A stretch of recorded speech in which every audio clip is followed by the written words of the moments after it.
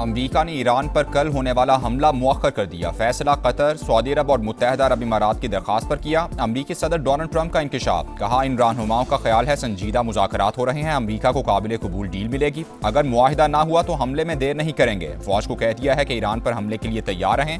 Iran को कोई रियायत देने को तैयार नहीं। तेहरान जानता है बहुत जल्द क्या होने वाला है। ईरान मुआहिदे के लिए बेताब है। हम भी डील चाहते हैं, लेकिन मामलात उस हद तक नहीं पहुंचे।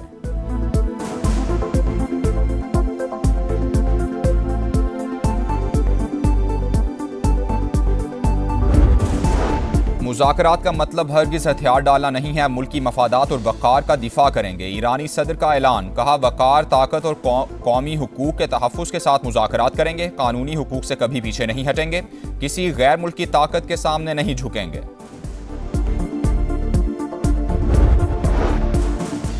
खित्ते में क़याम अमन के लिए बड़ी पेशरफ़। पाकिस्तान ने ईरान की नज़रसानी शुदा तजावीज़ अमरीका के साथ शेयर कर दी। नया मुसव्वदा 14 निकात पर मुश्तमिल है। आइंदा 24 से 48 घंटे अहम।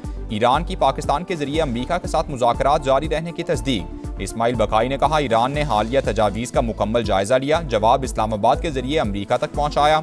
अपने तहफ़्फ़ुज़ात और मौक़िफ़ सामने रखा।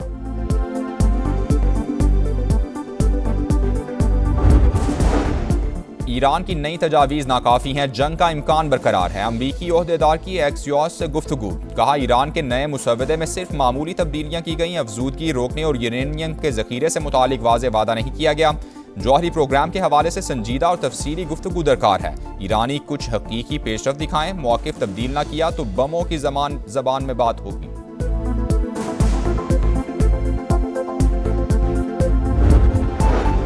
पाकिस्तान तनाज़े के पुरअमन हल के लिए भरपूर कोशिशें जारी रखेगा। वज़ीर-ए-आज़म शहबाज शरीफ की कतरी हममनसब से गुफ्तगू। मशरिक़ वुस्ता की बदलती हुई सूरत हाल पर तबादला ख्याल। दोनों रहनुमाओं का जंगबंदी को बरकरार रखने और मज़ीद कशीदगी से गुरेज करने पर जोर। वज़ीर-ए-आज़म ने अमन इक़दाम की हिमायत पर कतर का शुक्रिया अदा किया।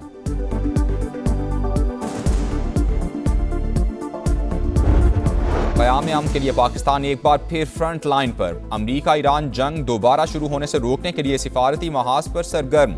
वज़ीर दाखिला मोहसिन नकवी ने तेहरान में क़याम बढ़ा दिया। तीसरे दिन भी अहम मुलाकातें। खित्ते की सूरत हाल और ईरान अमरीका मुज़ाकरात के हवाले से तफसीली बातचीत हुई। मोहसिन नकवी की ईरानी वज़ीर ख़ारिजा अब्बास अराग़ची से भी मुलाकात हुई।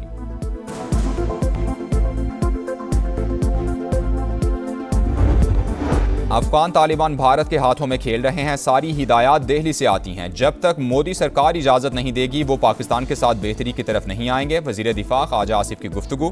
कहा, अफगानिस्तान में जहां जहां से पाकिस्तान में हमले हो रहे हैं उनका जवाब देना हमारा हक बनता है।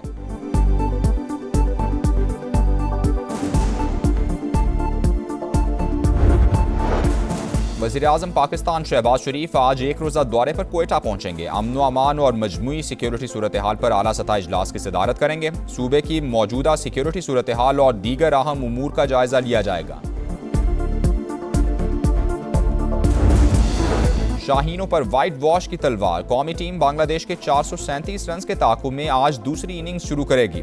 2 दिन का खेल बाकी। सीरीज बराबर करने के लिए लाजमी फतह दरकार। और ईरान की फुटबॉल टीम वर्ल्ड कप की तैयारियों के लिए तुर्की पहुंच गई। ईरानी टीम के अमरीकी वीज़ों का मामला हल नहीं हुआ। फुटबॉल वर्ल्ड कप में ईरान का पहला मैच 16 जून को न्यूजीलैंड से शेड्यूल है।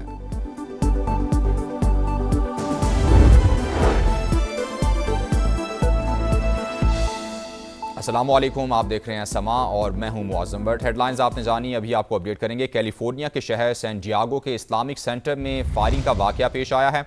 अमरीकी मीडिया के मुताबिक इस्लामिक सेंटर में मौजूद शूटर से निमट रहे हैं। सैन डियागो पुलिस की जानिब से ये कहा गया है कुछ लोगों को गोलियां भी लगी हैं। सैन डियागो पुलिस के मुताबिक इस्लामिक सेंटर सैन डियागो में सबसे बड़ी मस्जिद है। इस्लामिक सेंटर में अल राशिद स्कूल भी कायम है। कैलिफोर्निया के शहर सैन डियागो के इस्लामिक सेंटर में फायरिंग का वाक़या पेश आया है। इस्लामिक सेंटर में मौजूद शूटर से निमट रहे हैं। सैन डियागो पुलिस की जानिब से ये कहा गया। अमरीकी सदर डोनाल्ड ट्रंप की जानिब से कहा गया है कि अमरीका आज ईरान पर हमला करने वाला था, जो सऊदी अरब, कतर और मुत्तहदा अरब इमारात की दरख्वास्त पर मुअख्खर कर दिया है। सऊदी वलीअहद, कतरी अमीर और इमाराती सदर ने हमला मुअख्खर करने की दरख्वास्त की। इन रहनुमाओं का ख्याल है कि संजीदा मुज़ाकरात हो रहे हैं और अमरीका को काबिल कबूल डील मिलेगी। मुमकिना डील के तहत ईरान जौहरी हथियार नहीं बना सकेगा। काबिल कदर रहनुमाओं के कहने पर पीट हेग्सेथ और जनरल डैन केन को ईरान पर हमले से रोका है। अमरीकी फ़ौज को अगले किसी भी मौके पर ईरान पर हमले के लिए तैयार रहने की हिदायत भी दी गई है। अमरीका को काबिल कबूल डील ना मिली तो बड़ा हमला करने में देर नहीं करेंगे।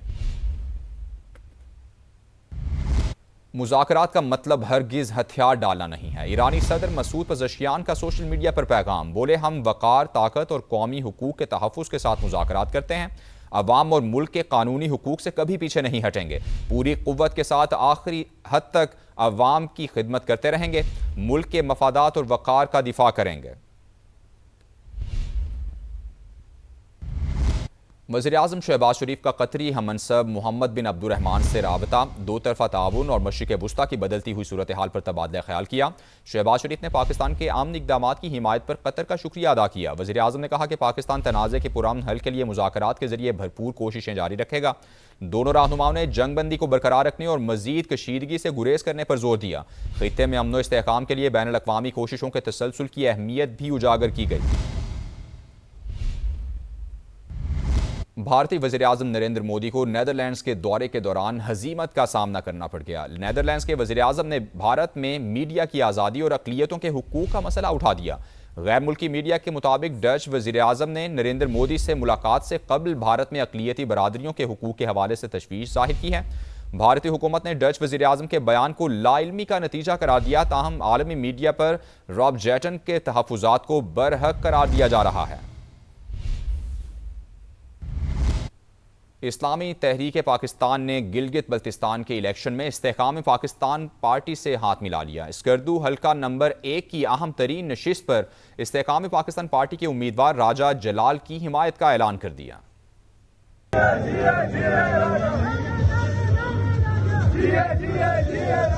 गिलगित बल्तिस्तान असम्बली के इंतखाबात में सियासी जोड़ तोड़, इस्लामी तहरीक के उम्मीदवार वजीर इलियास इस्तेहकाम पाकिस्तान पार्टी के हक में दस्तबरदार हो गए। ITP के मरकजी जनरल सेक्रेटरी अल्लामा शब्बीर मेस्मी ने गिलगित बल्तिस्तान 7 स्कर्दू के हल्का नंबर 1 की नशिस्त पर राजा जलाल की हिमायत का बाज़ाब्ता ऐलान कर दिया।